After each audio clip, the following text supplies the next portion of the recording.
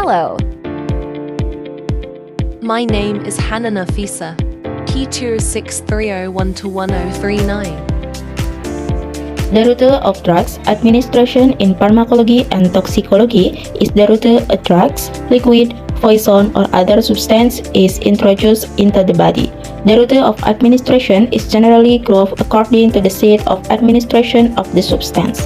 The following are the route of drugs administration. Number 1. Oral route. Many drugs can be given orally. For example, syrup, capsule, and tablet. For drugs given orally, absorption can begin in the mouth and stomach. However, most drugs are usually absorbed from the small intestine. Some drugs given orally irritate the gastrointestinal tracts. For example, aspirin and most other non-steroidal anti-inflammatory drugs can damage the lining of the stomach and small intestine, potentially causing or worsening pre-existing ulcer. Number 2. Injection route. Administration by injection or parenteral administration include the following route. Number 1. Subcutaneous or under the skin.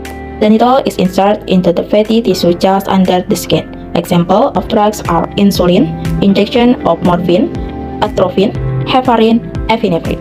Number 2. Intramuscular or within the muscle. The drug is usually injected into the muscle of the upper arm. Example include penicillin G, streptomycin, and ceftriaxone. Number 3. Intravenous or into a vein. The needle is inserted directly into the vein. Example, glucose infusion. Number 4. Intrathecal or around the spinal cord. The needle is inserted between the two vertebrae in the lower spine and into the space around the spinal cord. The drug is then injected into the spinal canal. A small amount of local anesthetic is often used the numb of injection site. For example, to treat infection of these structures. Anesthetic and analgesic such as morphine, bupivacaine injection is administered this way.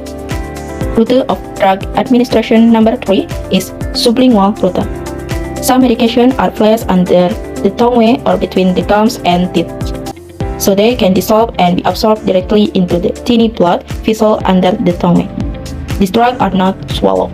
The sublingual route is particularly good for nitroglycerin, which is used to relieve angina.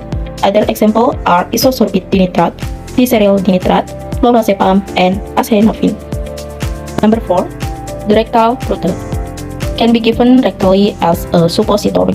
In this form, the drug is mixed with a waxy substance that dissolves or melts after being inserted into the rectum. Because the walls of the rectum are thin and the blood supply is large, the drug is easily absorbed.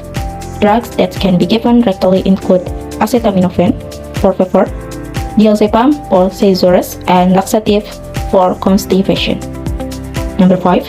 Vaginal route. Some medication can be given vaginally to women as a solution, tablet, cream, gel, and suppository. The drug is absorbed slowly through the vaginal wall. This route is often used to give women estrogen during menopause to relieve vaginal symptoms such as dryness, pain, and redness. Number 6. Inhalation route. Drugs given by inhalation by mouth must be atomized into smaller droplets than those given by the nasal route, so that the drugs can pass through the windpipe or trachea and into the lungs. Number 7. Nebulization route. Similar to the inhalation route, drugs given by nebulization must be aerosolized into small particles to reach the lungs. Nebulized medication include tobramycin for cystic fibrosis, pentamidine for pneumonia caused by pneumocystic cirrhosis, and albuterol for asthma attack. Number 8. Transdermal route. Some drugs are delivered throughout the body through fetus on the skin. Example of this drug include nitroglycerin for chest pain, scopolamine for motion sickness, nicotine for quitting smoking, clonidine for high blood pressure, and fentanyl for high blood pressure relief fire.